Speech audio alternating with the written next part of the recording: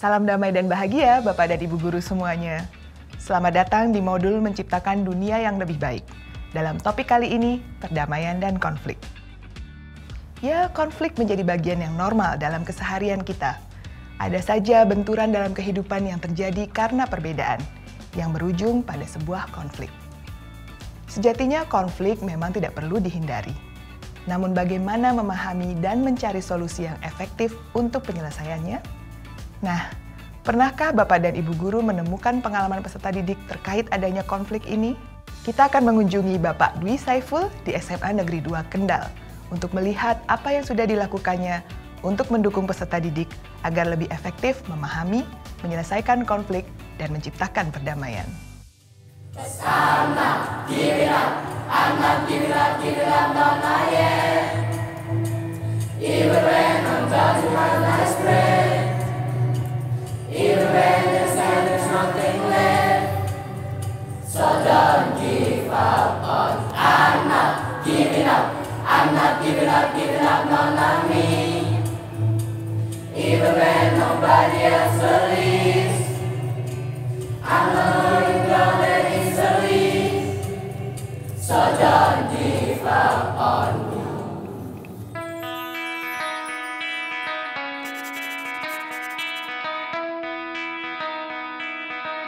Sebagai guru, tentunya kami menemukan beragam konflik dari peserta didik kami.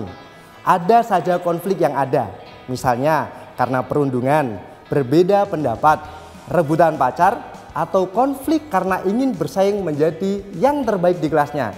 Nah, yang terakhir bagus ya, karena sesungguhnya konflik adalah sesuatu yang alamiah dan tidak perlu selalu dihindari. Yang terpenting adalah bagaimana mengelola konflik agar tercapai penyelesaian yang terbaik bagi pihak-pihak yang terlibat. Banyak orang mengasosiasikan konflik dengan perkelahian. Namun, hal tersebut tidak sepenuhnya benar. Meskipun konflik dapat berujung pada perkelahian jika tidak diselesaikan. Konflik merupakan sesuatu yang terjadi di sekitar kita.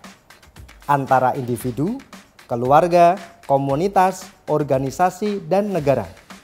Penting untuk tidak menghindari konflik dalam hidup kita karena konflik merupakan sesuatu yang normal terjadi. Bayangkan betapa membosankannya dunia ini jika kita semua selalu saling setuju terhadap satu sama lain. Orang menghadapi konflik dengan berbagai cara. Berikut ini adalah cara-cara yang dilakukan orang dalam menghadapi konflik.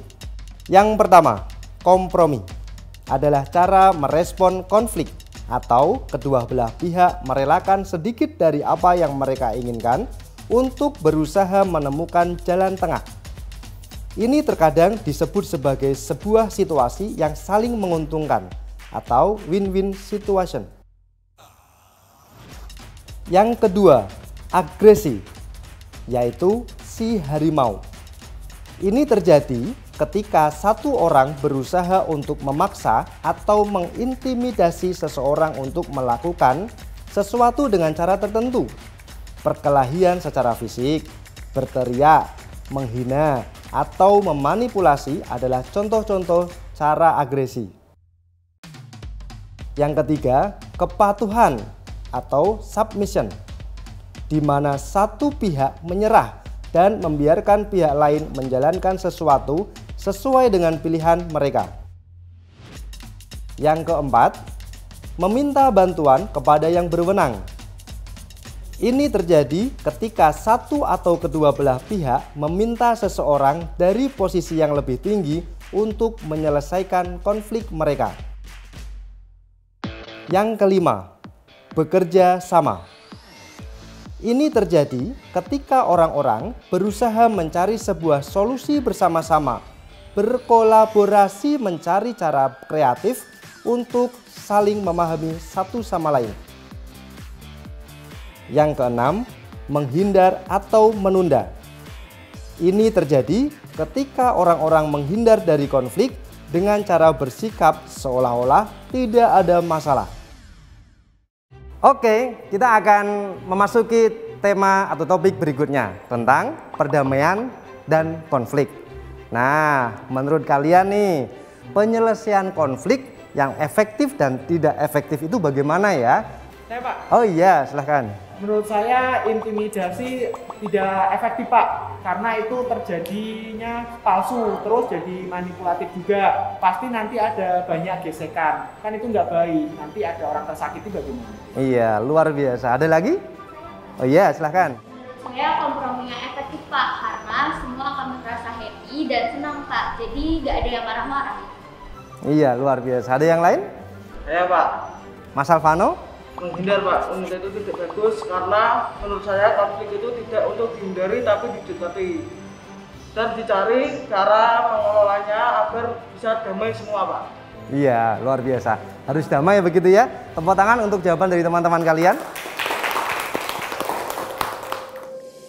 Setelah murid mengenali apa itu konflik dan cara mengatasinya secara efektif, saya ajak anak-anak untuk mewawancarai teman-temannya yang sedang ikut pertandingan class meeting untuk berbicara tentang konflik yang dihadapi saat bertanding dan bagaimana mereka membangun kerjasama antar tim.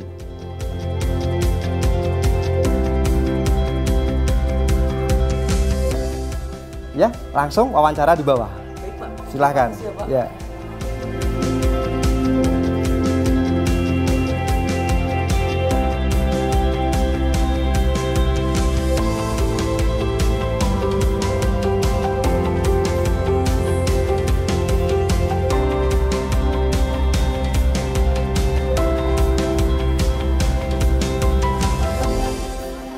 Permisi, boleh tanya-tanya sebentar nggak Kak?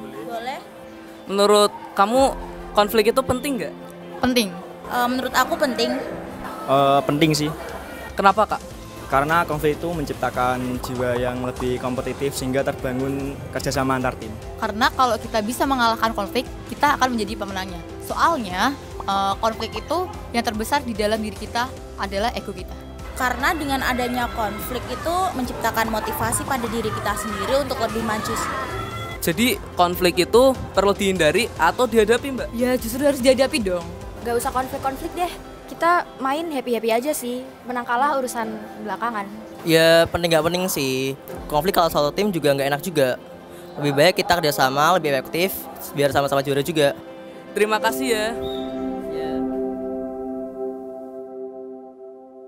Wah, sangat inspiratif ya Bapak Dwi dari SMA Negeri 2 Kendal ini.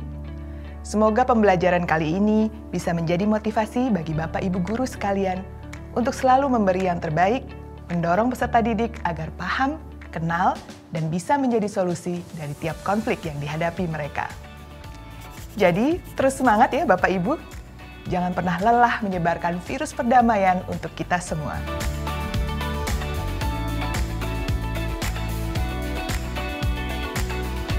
Selamat belajar Bapak dan Ibu guru hebat.